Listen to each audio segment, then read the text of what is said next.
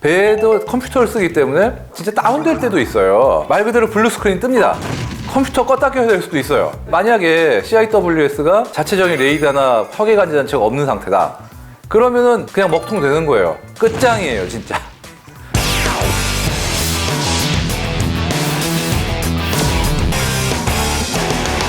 안녕하십니까. 월간 플래툰 홍희범 편집장 인사드립니다. 순상 밀톡 오늘도 찾아왔습니다. 오늘 코너는 함정방공 최후의 무기 CIWS 근접항공화기에 대해서 알아보도록 하겠습니다.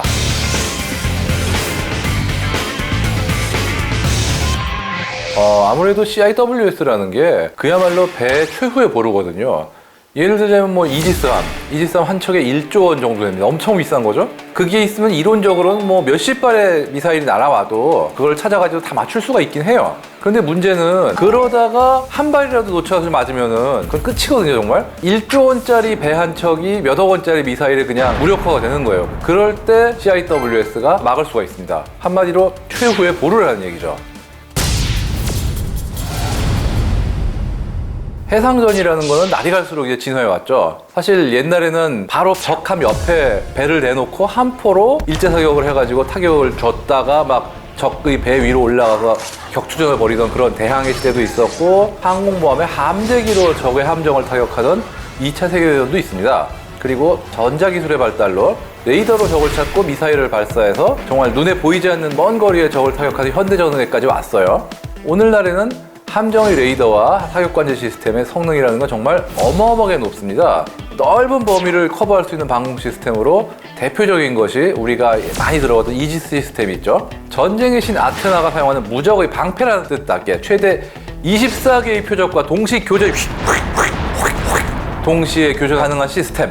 그러나 무적의 방패가 있다고 해서 방어율이 100%가 될까요?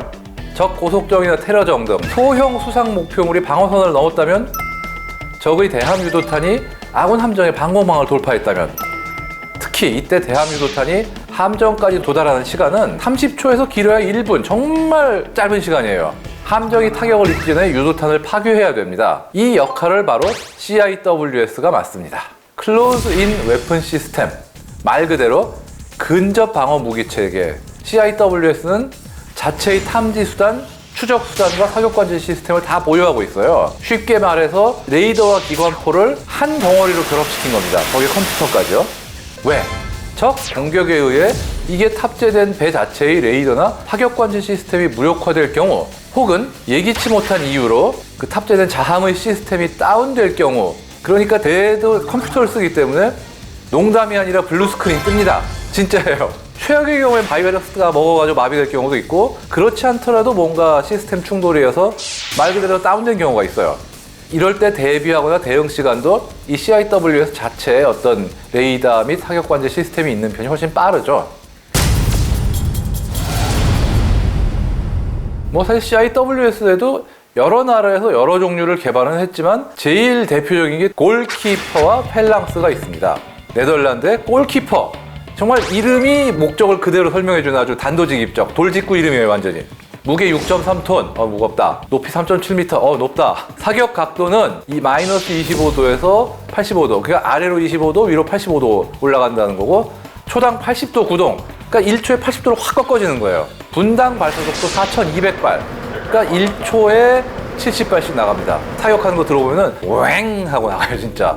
유효 사거리 약 2km. 30mm 구경 게틀린 기관포를 장착하고 있는데, 이 기관포는 구소련 전차를 공격하기 위해 만든 A-10 공격기에 탑재된 GAU-8 어벤저 기관포로 더 널리 알려져 있습니다. 비행기에 포를 실은 게 아니라 코에 엔진 달아서 날리는 것 같은 그런 무식한 놈인데, 17개의 목표를 동시에 추적해서 가장 위험한 목표부터 우선적으로 처리합니다. 시 스키밍 방식, 즉 바다 위를 정말 스치듯이 아주 낮게 날아서 돌입하는 액조세 2발을 연속으로 막는 멋진 모습을 보여줬는데, 실전은 아니고 시험이었어요. 테스트.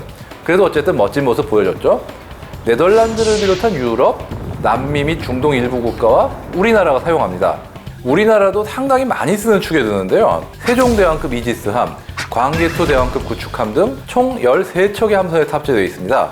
최대한 멀리서 빨리 날아오는 대한 미사일을 요격하겠다고 만든 거라 위력은 좋고 사거리도 긴 편이지만 덩치가 크다 보니까 차지하는 자리가 굉장히 크고 가격도 상당히 비싼 편입니다. 2000년대 중반 기준으로 20년 전이긴 한데 골키퍼 한 대 100억 원, 펠랑스 한 대 50억 원, 뭐 2배네요. 비싸네. 자, 미국의 펠랑스, 이것도 만만치 않아요. 무게 5.7톤, 높이가 4.7m, 사격 각도는 비슷해서 마이너스 25도, 즉 아래 25도에서 플러스 85도, 위 85도 운용 가능합니다.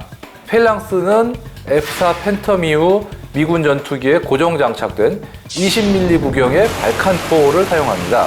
1분에 약 3,000발이 발사되고 사거리는 약 1.8km이며 이것도 골키퍼와 마찬가지로 레이더와 기관포가 일체화된 완전 자동화 시스템입니다. 사실상 거의 모든 미 해군 함정을 비롯해서 나토 주요 해군들 거의 전부 일본, 이스라엘 해군, 한국 등 굵직한 해군이든 뭐 가느다란 해군이든 정말 다 엄청나게 많은 나라가 쓰고 있어요. 우리나라가 골키퍼 사용한다고 하지 않았어요? 두 개 다 사용해요? 둘 다 씁니다. 처음에는 우리나라 해군이 골키퍼로 통일해서 달려고 했는데 골키퍼가 단종이 된 거예요, 사실상. 그래서 어쩔 수 없이 펠랑스로 갈아탄 겁니다. 그리고 이 기관포를 이용한 CIWS는 아무래도 사거리가 짧아요. 그 다음에 빨리 날아오는 어떤 적 미사일에 대한 요격 능력도 떨어지고, 그래서 한계를 보완하기 위해서 21연장의 미사일 발사기인 램 근접방공 미사일 발사기, 이게 나옵니다. 보다 신속하고 정확하게 적 대한미사일과 항공기의 위협으로부터 함선을 보호하는 획기적인 방어 시스템으로 나온 게 램 근접방공 미사일입니다. 이거는 사정거리도 최대 8에서 9km로 상당히 길고요. 적에서 유도 방식이에요. 그러니까 적 미사일의 열을 추적하는 그런 방식이라 레이더 전파를 발산하지 않는 물체에 대해서도 대응이 가능합니다. 실제로 이 램 같은 경우는 앞에 추적 장치를 스팅거 미사일의 추적 장치를 응용한 걸로 알고 있어요. 이걸 사용하는 나라는 독일, 미국, 터키, 그리스, 한국 등에서 사용하고 있습니다. 우리나라는 지금 세종대왕급 이지스함, 충무공 이순신급 구축함, 인천급 호위함, 독도함에 탑재되어 있습니다. 이게 지금 참고로 왜 이렇게 길을 쓰고 몇 겹씩 했냐? 이게 멀게는 2차 세계대전 때의 경험에서 나오는 건데요.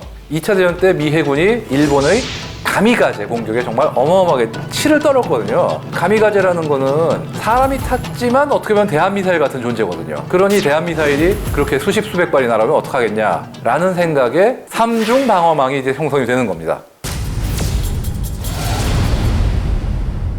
2010년 이후에 펠랑스가 여러 우리나라 국산 함대에 장착이 됩니다. 근데 문제는 그 뒤에 펠랑스를 들여오는 비용이 점점 올라가고 있어요. 왜 그러냐? 이제 경쟁자가 없으니까 이 미국에서 조금씩 값을 야금야금 올리고 있는 거예요. 그러다 보니까 과거에 비해서 국산화를 하는 것이 장기적으로는 오히려 더 효율이 높은 거 아니냐라고 판단하는 거죠. 그래서 얼마 전에 골키퍼를 참고한 것으로 보이는 국산 CIWS를 개발하기로 결정을 했습니다.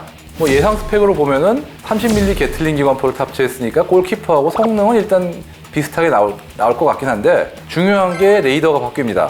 새로운 에이사, 즉 능동 전자주사용 레이더가 탑재됩니다. 레이더는 국내 자체 설계인데 이거는 지금 우리나라가 뭐 대포용 추정 레이더, 대공 레이더, 그다음에 KFX용 레이더 등등 에이사 레이더를 여러 종류 개발하고 있는 경험이 있기 때문에 아무래도 자체 설계에는 큰 문제가 없을 것 같고요. 탑재되는 30mm 기관포 체계는 GAU-8 어벤저, 7개의 포신을 가진 어벤저 기관포를 사실상 그대로 탑재한다고 보면 됩니다. 그리고 펠랑스 블록 1B급과 동등한 마하 2.5급의 표적을 추적할 능력 등등이 반영될 예정이라고 합니다. 가격이 100억, 50억 막 이러면 너무 비싼 거 아니냐라는 의견이 있었습니다. 근데 가격보다 더 중요한 거는 그 돈 아깝다고 방어 시스템 설치 안 했다가 그 배가 미사일 맞아서 가라앉아 버리면은 그 순간 그 바다는 적에게 넘어갑니다. 그리고 동시에 그 배에 타고 있던 수많은 인명은 어떻게 되겠냐? 이건 돈으로 뭐 계산할 수 있는 가치가 아닌 거죠. 국내산 CIWS는 이름 아직 안 지어졌어요? 김병지. 한국의 골키퍼니까 이건 김병지다. 야, 이거 완전히 참 붉은 악마네, 이거 완전히.